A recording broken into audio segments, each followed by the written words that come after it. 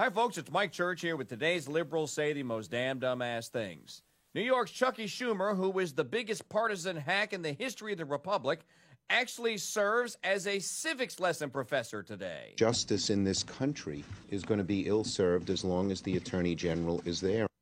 Okay, folks. If you believe that all laws are created, blessed, and flow from the marbled hallways of power in Washington, D.C., then Chucky has a point.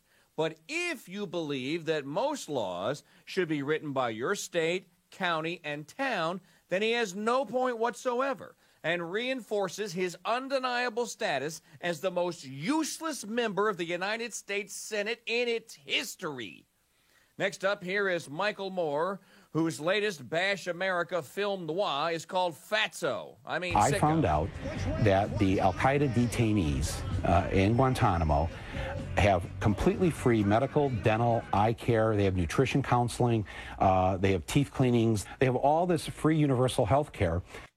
I think you should be going down into Guantanamo Bay and asking those questions. Why is it that the al-Qaeda detainees get better health care than the people who tried to rescue people on 9/11?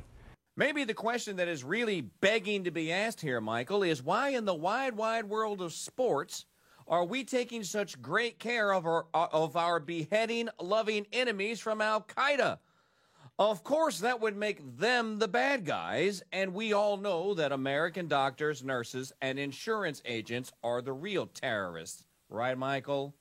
Recently, we've heard the high priest of ice caps, that's Al Gore, tell us how rotten and stupid Bush was for believing the intelligence on Iraq's WMDs was right.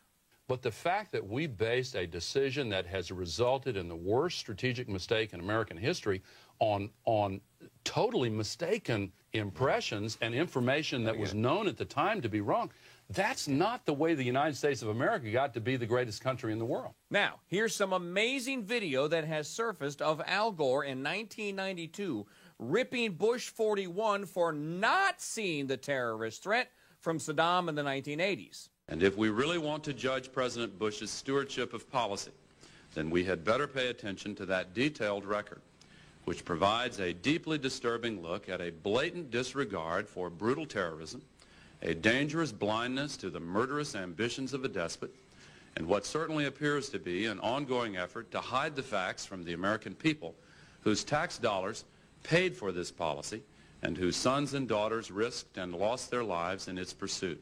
Ignited an intensification of efforts in the Congress to pull the plug on U.S. support for Saddam Hussein. I myself went to the Senate floor twice demanding tough action, but these efforts were resisted to the bitter end by the Reagan-Bush and Bush-Quayle administrations. Now, for 10 years, Al Gore and Bill Clinton made the case that Saddam Hussein had to be taken out. Why? So they'd look like they were big, tough guys who weren't to be jacked with. Unless you had a blue dress on, of course. I think it's time that Al stop pretending like he is the president and climbs back into obscurity in the all-you-can-eat buffet line with Michael Moore, so the two can share a serving or 6 of baked crow served with casserole de loup zehar. I'll see you here tomorrow for another Liberals Say the Most Damn Dumbass Things. And remember to visit the Dude Gear store at MikeChurch.com to get yourself a free gold leaf autographed Red, White, and Dude Nation pint glass just in time for Father's Day.